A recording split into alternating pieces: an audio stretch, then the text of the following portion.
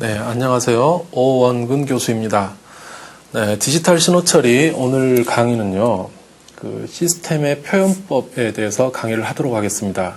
자, 이게 무슨 말인가 하니, 어떤 시스템이 있을 때, 여기서 시스템이라는 거는 어떤 신호를 처리하는 여러 장치들을 얘기를 하는 거죠.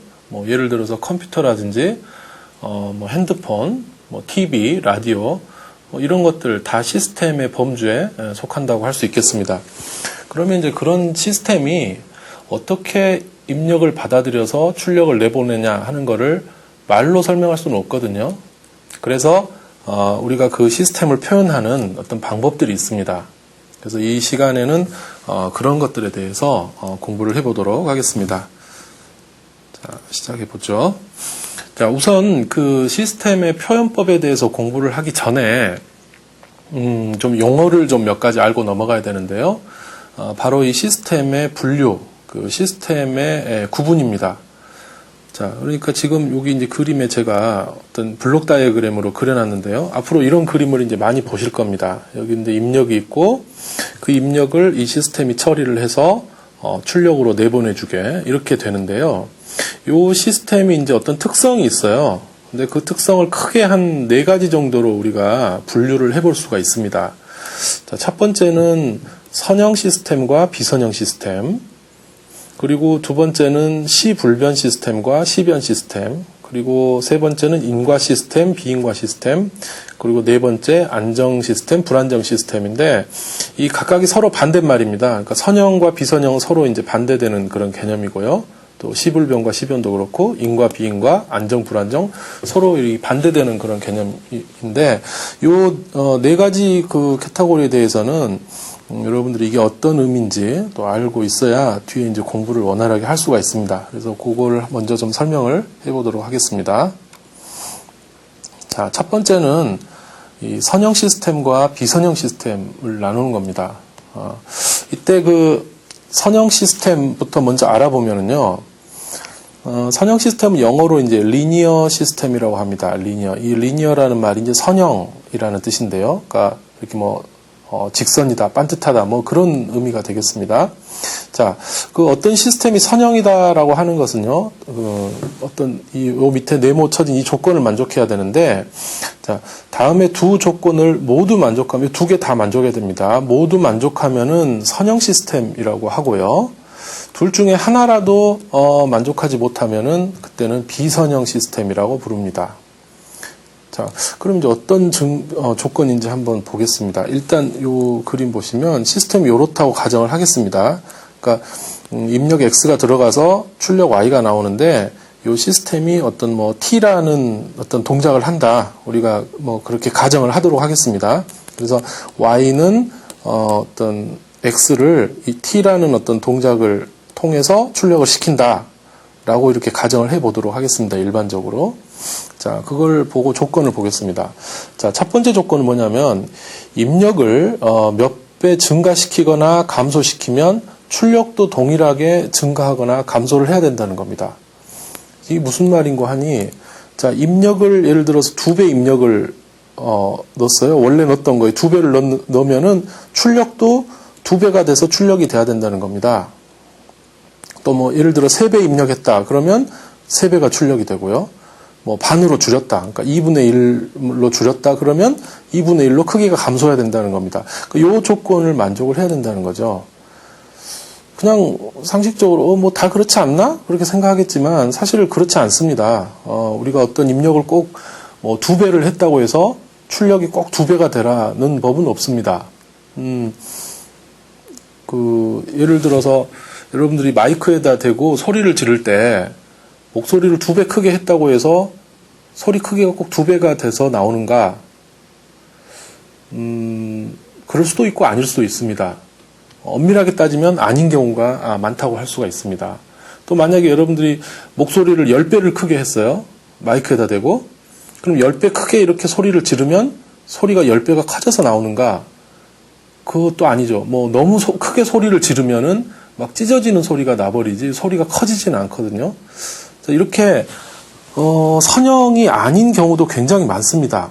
그래서 화면을 지우고요. 네. 그래서 이 어떤 시스템이 입력 증가에 따라서 출력도 똑같이 증가 감소하냐 하는 게 꽤 중요합니다. 이거를 수식으로 나타내면 이렇게 쓸 수가 있어요.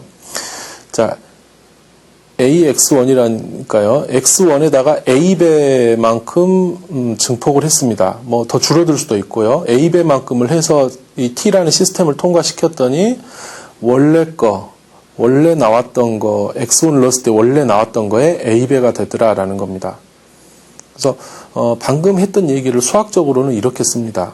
그래서 이 조건이 만족하냐 만족하지 않느냐 하는 거죠. 다시 한번 설명드리면 입력 X에다 A배를 해서 T에다 시스템 T에다 집어넣었더니 출력이 원래 X1이 나왔어야 될 출력 Y에 A배가 되더라 하는 겁니다. 자, 이게 이제 첫 번째 조건이고요. 자, 두 번째 조건은 신호를 두 개를 더해서 입력을 하면은 각각 입력에 해당되는 출력이 더해져서 나와야 된다는 겁니다. 자, 여기 보시면요. 식에서요. X1과 X2를 더해가지고 어떤 시스템에다 집어넣었더니 자, 각각 출력, 그러니까 X1이었을 때 출력과 X2일 때 출력을 서로 각각 따로 떼서 생각한 거하고 똑같더라라는 겁니다. 자, 이것도 실제 시스템에서 이렇게 되지 않는 경우도 사실 엄밀하게 되지 않는 경우도 많습니다. 그래서 이게 성립하면 선형이라는 거죠. 그래서 지금 이 두 조건요, 요 조건과 이 조건, 요 조건 두 개를 만족하면은 선형 시스템인데 어떤 시스템이 선형이 되면은 굉장히 편리합니다. 여러 가지 뭐 해석이라든가 분석할 때 굉장히 편리하기 때문에 우리가 이런 가정을 하는 거고요. 지금 요 두 수식은요, 요 두 수식은 이렇게 한 개로 쓸 수도 있어요. 이렇게 아래식처럼요. 자, X1에다가 A1 곱하고 X2에다가 A2 곱해가지고 더한 놈을 시스템에다 넣었더니 이것은 일단 두 개가 각각 더하기가 된다라는 조건, 두 번째 조건이죠. 있고요. 또 각각은 이렇게 상수항이 앞으로 곱해진 형태로 자, 이렇게 나오더라 하는 겁니다. 자, 이것은 위에 두 조건을 하나로 합쳐놓은 거예요. 그래서 여러분들이 어떤 시스템이 선형이냐 비선형이냐를 체크를 할 때는 위에 박스에 있는 것처럼 이 두 개를 차례차례 해봐도 되고요. 아니면 아래쪽에 있는 거 한 개 가지고 해봐도 됩니다. 자, 이것이 선형 시스템과 비선형 시스템의 정의였고요. 자, 그럼 예제를 한번 보겠습니다. 어떤 시스템이 있는데 이게 선형인지 비선형인지 한번 보자는 거죠. 지금 이 시스템은 X제곱 T가 Y라고 했습니다. 그러니까 이런 얘기겠죠. 어떤 시스템이 있는데 여기에 XT가 들어가면 얘는 들어오는 입력을 제곱을 해가지고 YT로 출력해주는 이런 시스템이라는 것이죠. 자, 그럼 이것이 선형인지 아닌지를 이제 보자는 거죠. 그럼 앞에 식에서, 자, 다시 한번 넘어가 볼까요? 자, 앞에 식에서, 위에 걸 해도 되고 아래 걸 해도 되는데, 뭐 간단한 예제이기 때문에 아래 걸 가지고 하겠습니다.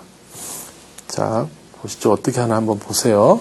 입력에다가, 저 여기 다시 한번 써볼게요. 그 조건을요. A1, X1 더하기 A2, X2 이렇게 어떤 문제를 풀 때 이 원래 정의식이라든가 공식 같은 거를 따로 막 외우려고 그러지 말고요. 문제 풀 때마다 이렇게 문제 시작 부분에다가 적어놓고 시작을 하면 자연스럽게 외워집니다.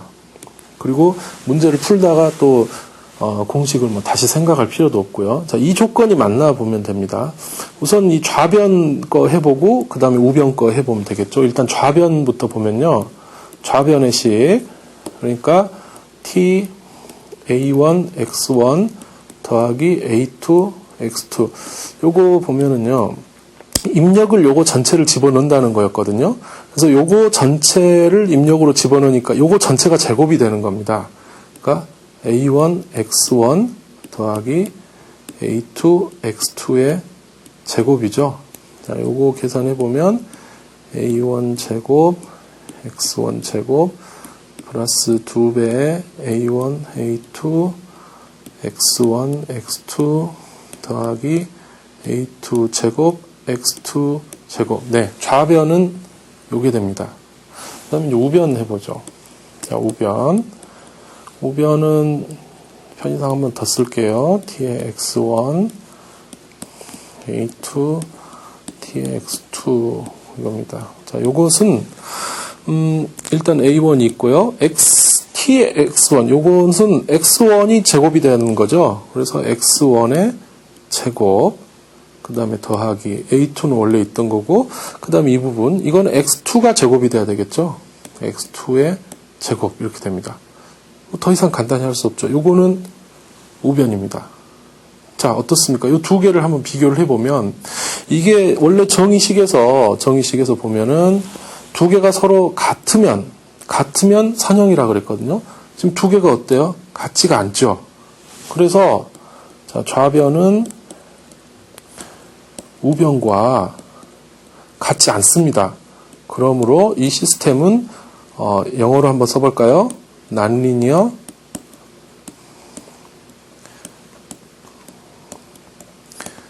시스템입니다. 이렇게 우리가 결론을 내릴 수가 있습니다. 네. 그렇게 어렵진 않죠? 네. 다음 거 보겠습니다. 두 번째의 성질은 시불변 시스템과 시변 시스템입니다. 자, 여기서 시불변이라는 거는 이제 원래 영어로 쓰면은 여기서 시라는 게 시간을 얘기하는 거거든요. 그래서 time invariant 시스템이라고 합니다. 그러니까 영어를 그대로 해석해 보면 시간이고요. invariant는 변하지 않는다 그런 뜻이에요. 네. 그래서 이 시불변 시스템은 time invariant 시스템은 시간이 지나더라도 시스템의 특성이 변하지 않는 그런 시스템을 시불변 시스템이라고 얘기합니다. 변하지 않는다는 거죠. 자, 반대의 경우가 있습니다. 반대는 시변 시스템이 있어요. 시변은 time variant. 예, variant는 이제 변한다는 뜻입니다. 시간에 따라서 변하는 어떤 시스템이다라는 거죠. 이 얘기는 시간에 따라서 시스템의 특성이 변하는 그런 시스템을 시변 시스템이라고 얘기를 합니다.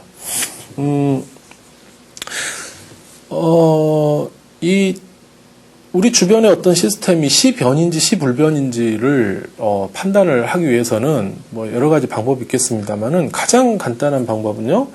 자, 서로 다른 시간대 동일한 입력을 넣어가지고 그때 동일한 출력이 나오는가 요거를 이제 확인을 해보면 되겠습니다. 그러니까 아침에 어떤 입력을 딱 집어넣어서 그때 출력을 보고요. 한 저녁 때 다시 똑같은 입력을 집어넣어서 측정을 해봤더니 동일하게 출력이 나오더라. 뭐 그렇다면은 그거는 시불변 시스템이라고 할 수가 있는 거죠. 아침과 저녁이 똑같으니까. 그런데 어떤 시스템에 아침에 어떤 입력을 넣었는데 저녁이 되니까 아침에 그 출력과 저녁의 출력이 다르더라. 그럼 이거는 시간이 지남에 따라서 변한 것이죠. 그래서 그거는 시변 시스템이 되겠습니다. 어떤 게 더 나을까요? 시불변이 더 나을까요? 시변이 나을까요? 우리가 그 해석을 하고 설계를 하는 입장에서는 그 시불변 시스템이 당연히 더 편리하겠죠. 예. 왜냐하면 시변 시스템 같은 경우는 그때그때마다 다 다르게 해석을 해야 되고 다르게 설계를 해야 되기 때문에 굉장히 복잡합니다. 그래서 이 시불변 시스템이 이제 그 입장에서는 훨씬 편하다 이렇게 말씀드릴 수 있는데, 근데 이게 엄밀하게 따지면 엄밀하면 대부분 시스템은 시변 시스템이라고 할 수밖에 없습니다. 왜냐하면 생각해보세요. 아무리 기계를 잘 만들더라도 1년 지나고 2년 지나면 처음에 만들었던 때하고는 달라집니다. 그럼 뭐 또 전자 부품도 마찬가지고요. 우리가 뭐 핸드폰 같은 것도 여러분 스마트폰 사서 처음 살 때 하고 나중에 한 2, 3년 지난 뒤에 하고 통화 품질이 같습니까? 조금 달라지지 않습니까? 여러 가지 뭐 기능도 약간씩 좀 안 되는 것도 생기기 시작하고 그래서 어떤 시스템이든지 시간이 이렇게 흘러가게 되면은 처음에는 시불변 시스템이었다가 나중에 가면 이제 시변 시스템이 돼요. 예, 시간이 흘러가면 이제 달라졌으니까요. 자, 그런데 문제는 이렇게 엄밀하게 따지면 시변이지만 우리가 봤을 때 그 오차가 크지 않다. 거의 뭐 그냥 비슷하다. 우리가 그 똑같은 그 특성으로 파악을 해도 자, 크지 않다면은 시불변으로 대부분 가정을 하고서 우리가 해석을 하거나 설계를 하거나 그렇게 이제 하는 경우가 대부분입니다. 네. 자, 그래서 시스템의 구분 중에 또 한 가지, 이 시불변 시스템과 그 다음에 시변 시스템의 구분. 자, 여기에 대해서도 잘 알아두시기 바랍니다. 정의만 잘 알아두시면 되겠고, 여기 다른 책에 보면 이렇게 식으로 푸는 것도 있는데, 그거는 굳이 하지 않도록 하겠습니다. 정의만 잘 알아두시면 되겠습니다. 자, 세 번째의 어떤 특성. 세 번째 특성은 인과 시스템과 비인과 시스템입니다. 여기서 인과라는 말은 여기 인자, 과자가 있는데, 인과 시스템이라, 인은요, 이게 우리가 원인 할 때 그 인자예요. 어떤 원인이 있고, 여기 결과가 있다라고 했을 때, 원인과 결과에서 인과 시스템이라고 우리가 이름을 붙였습니다.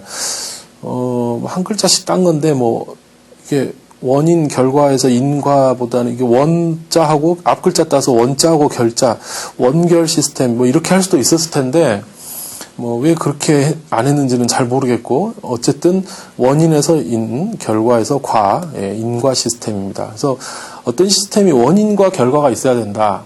그런 의미죠. 이게 무슨 얘기인가 하면, 어떤 시스템에, 여러분 이런 상황을 한번 생각해 보십시오. 자, 어떤 시스템이 있는데, 여기 어떤 입력이 들어가서, 이렇게 출력이 나옵니다. 근데 지금 여기 입력이, X가 들어가면 Y가 나온다. 이런 건 당연한데, 만약에 지금요, 여기 입력이 아무것도 안 들어갔어요. 아무것도 안 들어간 상태인데 출력이 갑자기 나와버렸어요. 이렇게 어떤 신호가 나와버렸어요. 이거는 말이 안 되죠. 그렇죠? 그래서 이쪽이 원인이죠. 예, 입력 쪽이 원인이고 이쪽이 결과인데, 원인이 있어야 결과가 있다. 즉, 입력이 있어야 출력이 나온다라는 뜻입니다. 굉장히 당연한 얘기인데 왜 이렇게 복잡하게 얘기를 했느냐? 그건 조금 이따 보시면 압니다. 자, 일단 정의를 다시 한번 살펴보겠습니다. 인과 시스템은 시스템의 출력이 현재와 과거의 입력값에만 영향을 받는 시스템을 말합니다. 즉, 현재, 지금 들어온 입력이나 또는 과거에 들어왔던 입력에만 그것만 가지고 출력을 하면은 그거는 인과 시스템이에요. 근데 비인과 시스템, non-causal 시스템이 있습니다. non-causal. 이 비인과 시스템은요, 시스템의 출력이 미래의 입력값에 의해 영향을 받는 시스템이에요. 즉, 미래 입력이라는 건 아직 안 들어온 입력이죠. 앞으로 들어올 거. 앞으로 들어올 입력 때문에 지금 출력이 나온다. 이거는 말이 안 되는 거죠. 이런 시스템이 있을 수가 없죠. 네. 물리적으로 이 비인과 시스템이라는 거는 있을 수가 없는 시스템이에요. 이게 존재할 수 없습니다. 이런 거 있으면 얼마나 좋겠어요. 아직 미래를 예측하는 거잖아요. 아직 들어오지 않는 거에 대해서 우리가 해볼 수 있으니까. 자, 근데 이렇게 당연한 얘기를 왜 이렇게 정의를 해서 하느냐 하면, 아래 예를 한번 보겠습니다. 자, 두 개씩 있는데요. 첫 번째 식, YN은 XN. 여기서 이제 Y는 출력입니다. Y는 출력이고요. X는 입력입니다. 입력이고, 여기 N이라는 거는 어떤 현재 시간을 얘기를 하는 거예요. 그래서 N이 만약에 현재라면 N-1은 N보다 하나 더 적은 거니까, 예를 들어서 우리가 초라고 생각해 봅시다. N이 현재 10초일 때라고 생각해 봐요. 시간이 10초인데, N-1 같은 경우는 9가 되니까 9초일 때죠. 그러니까 N-1은 9초에서 나왔던 어떤 9초라는 시간, N은 10초라는 시간. 그러니까 여기가 더 먼저 있었던 일이죠. 또 N-2라고 한다면 요거는 이제 8초일 때, 이런 것들이죠. 자, 이런 생각을 갖고 한번 보세요. 이 식을 보시면 YN은 첫 번째 식, YN은 XN, 그러니까 N과 N이 똑같죠. 그러니까 현재 입력, 그 다음에 XN-1이니까 이거는 1초 전의 과거, 요거 0.5 XN-2는 2초 전의 과거, 이렇게 될 겁니다. 초라고 우리 가정한다면요.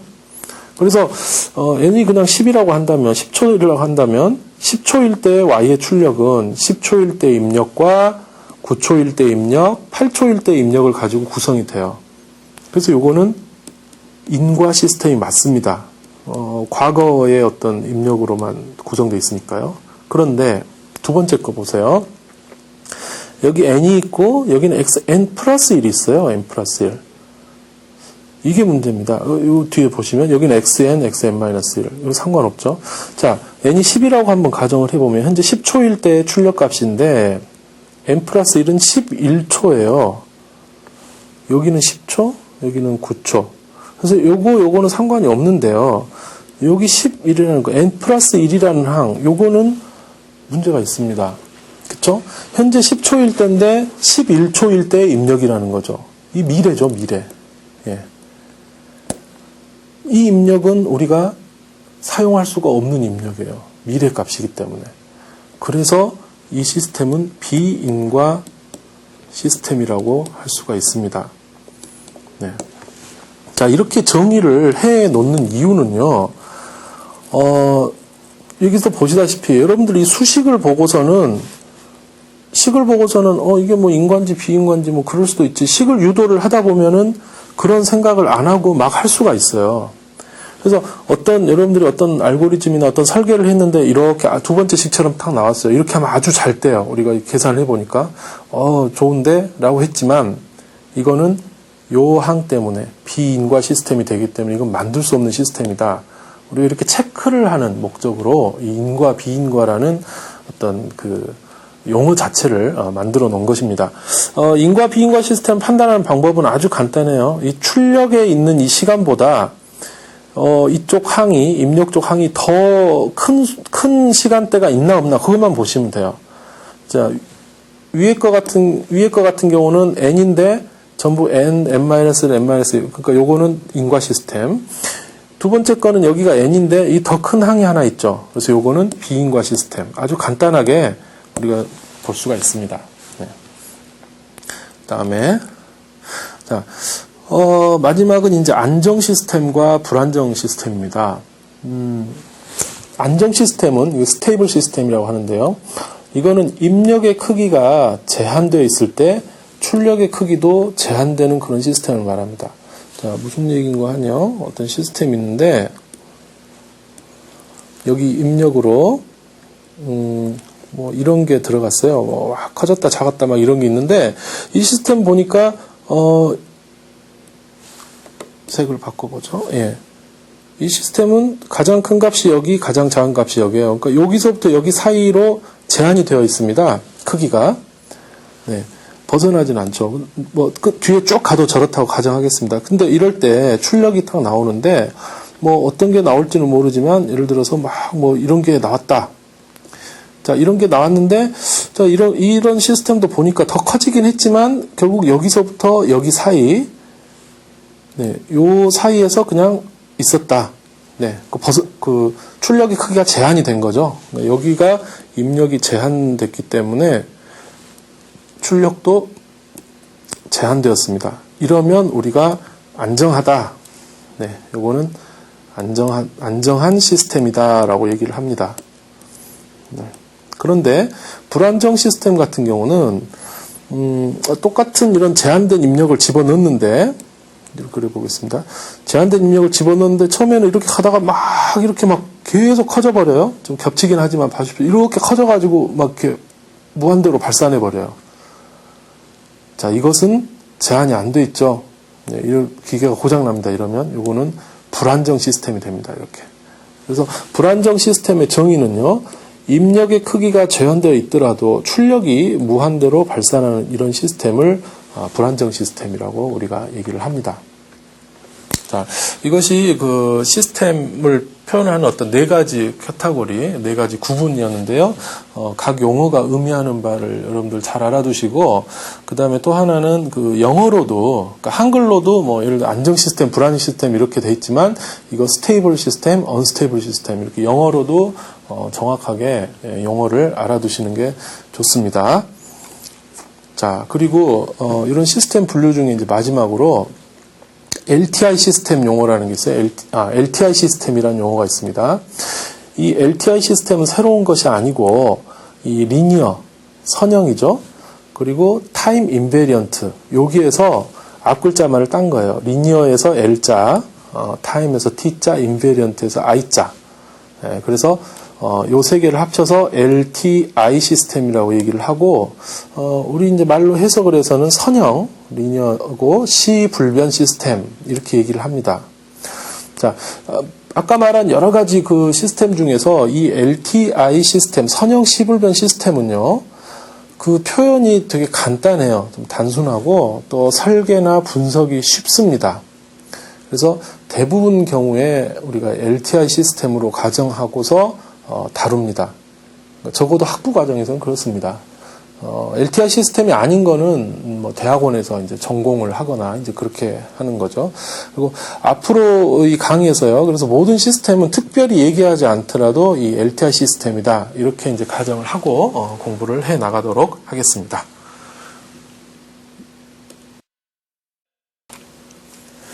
네, 자 그럼 본격적으로 시스템을 어떻게 표현하는가, 또 표현 방법 이런 거에 대해서 공부를 시작을 해보겠습니다. 일단 그 시스템 표현법이라는 얘기는 요 그림에서도 보다시피 이 시스템, 요 시스템의 특성을 어떻게 나타낼 건가 하는 겁니다. 예를 들어서 여기 앞에 강의에서 얘기했지만 어떤 제곱을 하는 시스템, 그러니까 YT는 어떤 XT를 이렇게 제곱을 해서 나타낸다. 또는 뭐 인과 시스템 그런 거 얘기할 때도 했습니다만은 뭐 Y의 n은 뭐 xn 더하기 뭐 xn-1 예를 들어서요. 뭐 이런 식으로 나타난다. 그러니까 현재의 입력 x와 한 타임 전에 과거의 입력 x 요 두 개를 더한다. 뭐 이런 것들 다 이런 것이 이제 시스템의 어떤 특성을 나타내는 하나의 이제 방법들입니다. 그래서 이번 시간에는 이런 그 약간은 수학적인 그런 표현이 될 수가 있는데 그렇다고 아주 어려운 수학은 아니고요. 한 중학교 정도의 수준. 예, 그러니까 너무 어려울 거다라고 생각하지 마시고 천천히 이제 살펴보시면 되겠습니다. 네, 이 시스템을 표현하는 방법에는 크게 많이 쓰이는 건 이렇게 한 4가지 정도가 있습니다. 뭐 이거 위에도 있지만 신호 처리에서 쓰이는 거는 요 4가지 부분이라고 할 수가 있는데요. 연속 시간과 이산 시간의 경우가 약간 용어가 다릅니다. 자, 일단 연속 시간 시스템부터 보시죠. 연속 시간 시스템 뭐 다른 말로 아날로그 시스템이라고 해도 좋긴 한데요. 자, 연속 시간 시스템은 먼저 이 미분 방정식이라는 게 있습니다. Differential Equation. 예, 이렇게 해서 시스템을 나타내는 방법이 있습니다. 뭐 회로 이론이라든가 혹시 배우신 분들은 그런 데서 이제 많이 쓰는 방법이고요. 또 임펄스 응답이라는 게 있습니다. 임펄스 리스폰스, 임펄스 응답. 그 다음에 프리퀀시 리스폰스, 요거는 이제 주파수 응답이라는 게 있고요. 그 다음에 트랜스퍼 펑션 전달 함수라는 게 있습니다. 요 4가지 방법이 가장 많이 쓰이는 그런 방법이고요.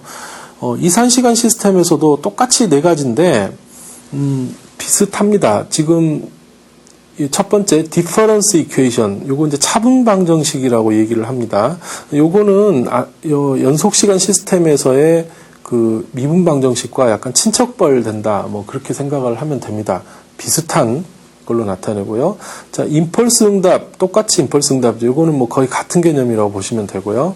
그 다음에 프리퀀시 리스폰스, 주파수 응답, 이것도 역시 뭐 거의 같은 거라고 보시면 됩니다. 물론 표현된 결과식은 좀 다릅니다. 근데 개념적으로 같고요. 그 다음에 시스템 펑션이라는 게 있는데 이것도 이 연속시간 시스템의 전달 함수와 거의 뭐 친척벌 때는 비슷한 그런 개념입니다. 사실은 이 이산시간 시스템에서도요, 여기 시스템 펑션이라고 하지 않고 똑같이 트랜스퍼 펑션이라고 하기도 합니다. 네, 어떤 경우에는요. 그래서 어떤 책이나 자료에 보면은 시스템 펑션이라는 말을 사용을 했기 때문에 저도 시스템 함수라고 얘기를 했지만 실제로는 뭐 전달 함수, 트랜스퍼 펑션이라고 사용을 해도 무방합니다. 이렇게 4가지가 있는데 이거 하나씩 간단하게 살펴보도록 하겠습니다. 네. 저희가 지금 연속 시간이 아니고 이산 시간 시스템에서 지금 공부를 하고 있거든요. 그러니까 디지털 신호 처리를 하기 위해서는 일단 그 아날로그 신호가 이렇게 이산 신호로 만들어져서 그 이산 신호가 이런 시스템에 들어가서 이산 출력이 나온다라는 이런 상황에서 우리가 하기 때문에 아날로그 시스템에 대한 얘기는 이제 좀 빼고 생각을 하도록 하겠습니다. 지금 그 방금 말씀드린 그런 4가지 형태에 대해서 식 표현을 좀 예를 들어놨는데요. 얘가 아니라 일반식입니다. 첫 번째 이 차분방정식은요, 이런 식으로 생겼습니다. 뭐, 요거는 이제 뒤에 잘 설명드릴 테니까요. 그냥 눈으로 보기만 하십시오. 이렇게 생겼고요. 그 다음 임펄스 응답이라는 건데, 임펄스 응답은, 이렇게 돼 있고요. 이건 이제 입출력 관계를 나타내는 겁니다. 무슨 얘기가 하니, 이 Y가 어떻게 이 X와, 입력 X와 시스템의 특성 H를 어떻게 조합을 해가지고 Y가 나오는가 하는 거를 여러 식으로 표현을 해놓은 겁니다. 차분방정식 같은 경우는 X에 뭘 이렇게 많이 더해가지고 Y가 됐다라는 거고, 여기 임펄스 응답이라는 거는 요게 이제 H가 임펄스 응답인데, 요거에다 X를 어떻게 했더니 Y가 됐다. 그 다음에, 이건 또, 여기 H가 주파수 응답인데요. 요거에다가 X를 곱하니까 Y가 됐다. 또 여기 지금 H가 이게 전달 함수라고 하는데, 또는 시스템 함수인데 요거에다 X를 곱했더니 이게 됐다. 뭐 이런 식으로 출력이 어떻게 입력을 반영을 해서 나오는가 하는 거를 이런 식으로 나타내는 건데, 지금 보기에는 복잡해 보일지 모르지만 하나씩 이제 공부를 하다 보면 그렇게 어렵지 않은 내용들입니다.